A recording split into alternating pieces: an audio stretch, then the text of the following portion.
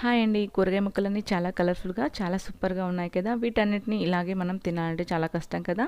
అందుకే వీటితోని మనం ఇప్పుడు పకోడీ తయారు చేసుకొని తింటే చాలా టేస్టీగా ఉంటుంది. అలాగే బావుంటుంది. ఇక నేను క్యారెట్, బీట్రూట్, ఉల్లిపాయ, ఆలు, క్యాబేజ్ అలాగే కొంచెం కొత్తిమీర, కరివేపాకు తీసుకున్నాను.